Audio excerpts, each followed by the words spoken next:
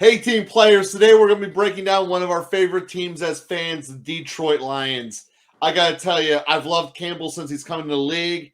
And last year's final game of the regular season, when he said, whether we win or lose, they're not going into the playoffs. Oh, did I love that. Either we win or they lose. No other options. Love Campbell. Love the starting point. And then, Bob, when I look at this team, not quite as in love with their draft, to be totally honest up front. But when I consider it in the big profile of things and not caring about value, the only thing that really matters is this guy signing a second contract with you? Period, black and white. Could I have gotten him 6 picks later? Maybe, maybe not. You got him where you got him. And when I look at this team, obviously you can assume injuries with draft picks, but there's value in taking a running back in the first round. And I will break that down a little bit later. There's definitely value in getting the best defensive player according to the NCAA in the first round, even though he plays middle linebacker, and you should avoid that. And when I look at this, the thing the Lions did was they made sure that they're not going to have bust. Sure, they didn't go out and get super sexy, but they're also not going to have a bust. And also, I'm pretty sure I'm going to be wanting me a big piece of Gibbs when we have our fantasy chats coming up here. So, Bob, I wanted to talk about up front about why that's not a horrible pick from a financial standpoint. And I'm going to use Nick Chubb as the example here. Nick Chubb was not drafted in the first round. He was drafted in the second round. Took the league by storm. So at the end of year number 3, Cleveland had to pay Chubb. They had to pay to get him up. And the bottom line was now he's in year 5 of the NFL, and he is getting paid vastly more than what the 5th-year option for running back is, and they have the risk of using him. Cleveland has never given Chubb the ball on average more than 25 times per game. That all will change if he was on a 5th-year option. You could run him into the ground for the first 4 years. You bring up the 5th-year option, which is much less than the franchise tag. And then worst case scenario, you franchise the tag. You get 6 years, which is basically, unless you're Henry, the most you get out of a running back. And you're much better off. So from a team-building standpoint, in terms of spending monies on a vital weapon, which anyone who can move the ball is a vital weapon by definition, it's actually not a bad idea. And as a core concept, I am not on the don't draft a running back in the first round bus. And I just outlined why. I'm on big building the team in a way that is sustainable, and overpaying for running backs is not. Well, guess what? That doesn't mean you don't use the 5th-year option on him. The 5th-year option for running back is one of the cheapest positions to do. You end up underpaying for them by using a higher draft pick. It's counterintuitive. That's why most people can't follow it, but it's the facts. And that's why I love the Gibbs pick. I love the value he's going to have, even though he's not the value pick of the early first round. But also, that being said, I think he was going, even if Detroit didn't take him, I don't think he was making it past New England. So that's how I look at it anyway. He didn't have a lot more shelf life on the table. So I love where they're at. I love what they were last year. I love their mentality. And I think it's going to be an awesome ride. And I don't think it's crazy to say Detroit's hosting a playoff game. See, I am tempering that just a little bit with what we know about teams. I love the Detroit Lions. There's never been a time in the last 5 years where I haven't liked the Detroit Lions for various reasons, maybe even the last 10 years. Now, I'm not a super fan as other fans are, but there has been as we've talked about before in a lot of our shows about the Lions, a culture shift that Dan Campbell has brought with him. And it's just hard not to like this team. There are some teams out there that you just don't like if you aren't from their fan base. New England. You just don't like New England if you aren't from their fan base. The Jets. You just don't like any team from New York and you're less from your fan base. The Cowboys. Similar. San Francisco. Similar. there are different reasons why fans don't like these teams, but it seems that there is a lot of stuff just congealing over the city of Detroit right now, and it's not snow, it's positivity, right? And we have a full tank of optimism leading into this season, one that we've never really had before with Detroit, even with players like Calvin Johnson and Barry Sanders. We were never really fully optimistic because there was never really a complete team that surrounded them. Now we're going into the year, and our first game is against the Chiefs. And we spoke about this when we spoke about the Chiefs, is that game is going to set the expectations of the season. Our expectations are really high. FanDuel has the Detroit Lions at plus or over or under 9.5 wins this season. When you take a look at that and you think about that on paper, that seems wild for the Detroit Lions. So basically, you're betting do they have 9 wins or 10? Yeah, it's not out of the realm of possibility. However, tempering expectations when it comes to the Detroit Lions is really, really important. And I think for themselves, that's really important too. Even before we get to player personnel, is that we're going into the season now pegged as winners. So there's no longer a chip on your shoulder. We're now winners. So how do I handle being a winner and not a perennial loser? And I think that distinction is something that Dan Campbell is going to do, and he's going to be really good at doing with his players, in saying, hey guys, we're not taking our pedal off the gas. We're going to keep moving this ball forward. And the reason why I really like the picks and why I feel like a lot of them are bashed in the media for the same reason that you said, they're not value selections, but the culture selection is really important. You took a guy that you believe is going to fit into your culture. You took a guy that you believe has talent and is going to fit into your culture, which is equally as important. And it's not you might say middle linebacker is a role player. To a degree, yeah, they are, but they're the commander of the field for most of the defense. If it's not a safety, it's a middle linebacker. You want a guy with vision. You want a guy with range. You want a guy that's going to be able to take over every single down and be on the field. When you pair him up with Alex Anzalone, you have now a pretty decent combination. Depending on how they develop, you have a decent combination at linebacker. You also have two really great pieces on your defensive line in Houston and Hutchinson. You have this ability now with CJ Gardner-Johnson and Cam Sutton to go on the outside, and you're like, oh, all of a sudden this defense, who was one of the worst teams against the run early in the season, but then got themselves together a little bit towards the end of the season, and you have this team that gives up a lot of leads through the air. Well, now all of a sudden you're talking about, if I can stay away from injuries and I can play a complete season, or as complete of a season as I possibly can, this is a good potential. Now, hey Bob, is there a chance this is the best secondary in Detroit in like 10 years? Because I think there is. I think it's the best on paper, because we haven't seen them play a full game yet. Yeah. But I think on paper, the way that these players could complement each other is really important, because we've seen various talented players come through Detroit on defense. Slay as being one of those examples. There was a safety or two a couple years back, but they didn't have a team around them, so they were constantly getting lit up, and they didn't look as good.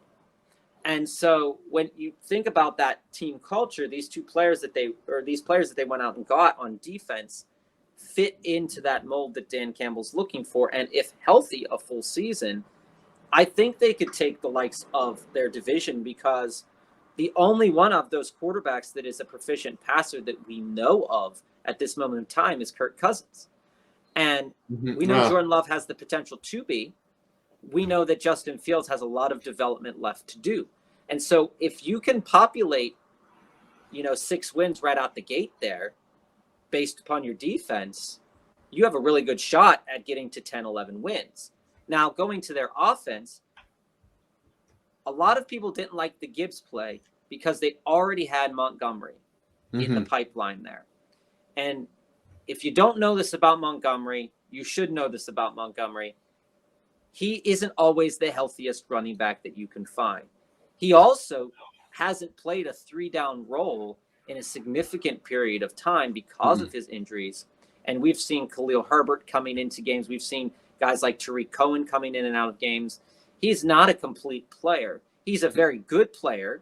He's a guy that you would want as maybe a third or fourth starter of running back on your fantasy team, as somebody to fill a spot starter, maybe to start in the big game. But he's not the answer for this team. And when you got rid of Jamal Williams was a cultural element of this team, but he likewise wasn't the answer for this team too. And we talked about that a little bit on the last show. He did break the team record for touchdowns in a season, though. I get it, but when you look at him as a player, he's a young guy. He's a younger guy. But now you just went out and got somebody younger. You got somebody with a little bit more physical talent, and you would assume that if he fits into the culture of your team, that he could be just as good, if not better, than Williams, and you are also not paying him, back to the finances, you're not paying him the money that you would have had to get Williams. So now you've got a spot starter, and a very good one at that in Montgomery, and then you've got Gibbs. And so if for any one reason these two players can't work and coincide together with one another, and also at the time that they took Gibbs, they also had DeAndre Swift, which is important to note too, because that makes that pick look a little bit more questionable. But then they go out and they trade Swift. And so you're looking now and you're saying to yourself, okay, well, the Lions kind of had this plan. They knew what they were doing. They went out and they got their best possible guy, regardless if other people agreed with that. And I think that is a lot to be said about Dan Campbell and his staff. However, when we are looking ahead to this Lions season and we're tempering expectations, one of the biggest things that we need to think about is the loss of Deuce Staley as a coordinator and as a coach on this team. What he did with that running back room last year was nothing short of phenomenal. You would never have thought that on a team that had Barry Sanders on it, that Jamal Williams would break the rushing touchdowns record. You would have not thought that he would have accumulated as many yards as he did. You wouldn't have thought that he could take a guy like DeAndre Swift, who's been battling injuries mostly his whole career, and get something out of him. This team is good. The one deficiency that they have is at wide receiver. If you're going to knock anything about the Detroit Lions on offense or defense at this point in time in the season, it's at wide receiver. Well, the number 2 receiver. Yeah, Amon-Ra St. Brown is a level of talent ahead of a lot of players in the league. He's a really phenomenal player, and he had some injury happen last year. Okay, that's going to happen. We know that's going to happen. And statistically speaking, if your star player is on the field a lot and getting the ball a lot, he's probably going to have the chance to get injured more. So you have to really look out for that. And I don't feel, and we can pull up the depth chart for the Detroit Lions right now and look at their wide receiver room before I say anything. But I don't feel like this wide receiver room is complementary to each other. All right, Bob, let's dive through here. Detroit Lions. We got Josh Reynolds, projected starter on the outside. Marvin Jones from the Jaguars, projected as your third starter.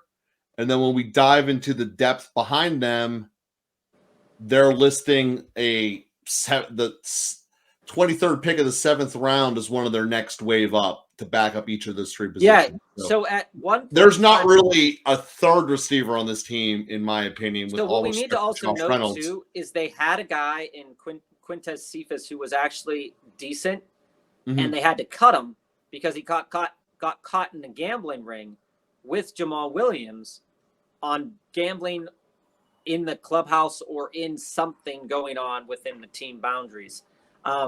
So getting rid of Williams like that is probably a blessing in disguise, because you may, depending on suspensions and different things, depending on investigation, you might not play a significant amount of time this year. But you now go into a season with Amon-Ra St. Brown, Josh Reynolds, and Marvin Jones, who has been on this team before and has had some levels of success with them. That's not blowing anybody's lights out. No. And Jared Goff, despite his incredible run at the end of the season, where they just rattled off win after win after win after win after win, and you were saying to yourself, holy crap, the Detroit Lions are a team again. He's prone to making mistakes. And so you're not limiting that in any way. And then they went out, and last year we saw them trade TJ Hawkinson, and we've talked about how that changed the dynamic of the team. And now you've got a plethora of tight ends who offer you a lot who offer you something in the pass game, including one of their second picks in Laporta. Right. And so you have these options, but on a mental level, are these, if Amon-Ra is out, just like he was out at the beginning of last year. Now, if you remember this correctly, they played Philadelphia, even after a little bit of garbage time, they played Philadelphia to the point where Philadelphia only won by a couple of points. Yeah, it was a 1-4 game. And as when Amon-Ra St. Brown went down for a couple of games, you saw Jamal Williams step up. Mm-hmm. And this team looks different as a running team than it does as a passing team. And it looks different than when it's balanced. I think the Detroit Lions as a team, when they're all on the field, presents you with an extremely balanced roster. And if any of those players goes down to injuries, as we know that's going to happen, I think that the Detroit Lions could be in trouble because it takes the balance away. And let's say, for example, Detroit's now playing from behind in a game. I don't see them playing from behind in a lot of games this year as they did last year. But if they start playing from behind, that then throws up Jared. Like if Amon-Ra's out, well, okay, Jared Goff has the chance to maybe throw a couple more interceptions. Then that gets into the question, is Jahmyr Gibbs and Montgomery the guys that you want back there? So there's a lot of things that I think an injury would present to the Detroit Lions. But overall, I think we have to temper the expectations because we don't know how Detroit is going to do as a winner. We know how they came up, but what are they going to do now that they're up? It's like in soccer when a team moves from one division to another division. You don't know how they're going to do. You expect the best, but you are logistically thinking, okay, what other wins can they accumulate on their schedule? I'm pairing the Bears as well, let's go through that. Right. I think that they go 4-2 in their division. I think that it's reasonable to say that they split with the Packers and split with the Vikings. Everyone should be sweeping the Bears. They also play the NFC South. I see that to be an easy 3. This is where their schedule gets hard. They're playing the AFC West, and I think they're only really getting one out of the West. So now I think they could beat Oakland. Yeah, that's the one. So now we're sitting here, and you're add that all up. You're at 8 games out of 12 played. So you have 3 games left to get to 10 wins. Those 3 games are Baltimore. That's not exactly an easy one. Baltimore, the 3rd place team from the East, who is the Giants, and then the 3rd place team from the West, who is Arizona. Who, they should beat Arizona. The Giants, basically, if you're doing the over-under bet, your entire thing is coming down to, do they beat the Giants? Like, do you really want to do a season-long bet on one game? I think the line is perfectly made for them, quite frankly. Yeah, and I actually think, realistically speaking, that whoever's coming out of the NFC North is going to come out with 9 games. I think 11 is the max that as the division leader. Realistically, because there are so many uncertainties within this division, and we'll talk about them in other shows, I think that realistically speaking, because of the wild cards, that this division has a 9-win division leader. But like you said, the max is probably 11 because the schedule that they play. Obviously, the Chicago Bears would not max out at that if they were to win the division because of just they're not playing themselves twice. Yes. But the NFC South is on paper weak. It's the worst one in the NFL, yeah. And you would feel that the NFC North could take the the cake from them. But having the AFC West with all of the things that we said about the West with Mahomes, Herbert, Russell Wilson, new coach Sean Payton, you've got a lot of things to think about. And if we're expecting Detroit to get 10 wins, I think we're going to be very disappointed in that. But I'm not saying that they're going to fall far from those expectations. And I'm also not saying that they're going to exceed those expectations. I'm just saying I think tempering the expectations for them, because it is still a team that matters so much on energy. And I think if they feel the energy deflate, that there is a good chance that the next game they might not win, but they'll come back in the game after that. And so that causes a little bit of a discrepancy. And when you're talking about can they get to 10 wins, they can, but it's all on them to do that. Yeah, it's to me, it's a fantastic line. Half a game over 500. I think that's a fantastic line for them. And like I said, I started this off. I'm not going to be surprised they win this division. I'm not totally sure I want to go all in on them winning the division, but I definitely am going to have strong considerations for them being one of the 7 who make the playoffs out of the NFC, division or not. I think it's going to be the way that it is. They have a very hard draw having to play the AFC West, though, and that is something that really does need to be factored in here. And it's important. It's important to say if they beat the Chiefs in Game 1, they beat the Chiefs are going 17-0, Bob. That's the kind of ride of momentum they're going to get. If they beat the Chiefs, the expectations are all the way up here, and you've got to say, okay, can we keep it going? We just beat the best team. We just beat the Super Bowl winner. And that type of bravado, that type of cockiness, I think sits very well in Dan Campbell's wheelhouse, and he would use that to the utmost. If they were to lose a game, he would just say, you just beat the Super Bowl champions. What were you thinking? Get your life together. This is good. If they don't win, then it will be like, okay, guys, you played your best. But they actually have to play up to the competition, and we'll see if that's actually going to happen, because it's going to be their biggest test of the year and the best quarterback that they're going to be facing all year. And there's two thoughts to this. The first is that we need to get the Jared Goff at home, Jared Goff on the road splits figured out, because he was a different person when he was left Detroit. I don't know. It's all about Michigan. He loved it, but he could not do it outside of it. So that's the first thing they'll be telling in that game. And the second is 3 of their 4 starters in the secondary are brand new free agents. We're going to know immediately, are they able to gel? Because Kansas City's relying upon a lot of unknown at wide receiver. It should be something that you should be able to bottle up. The question is, will it? I think this team's actually built in a way that could beat the Chiefs. Own the clock, have a little spice when you need it.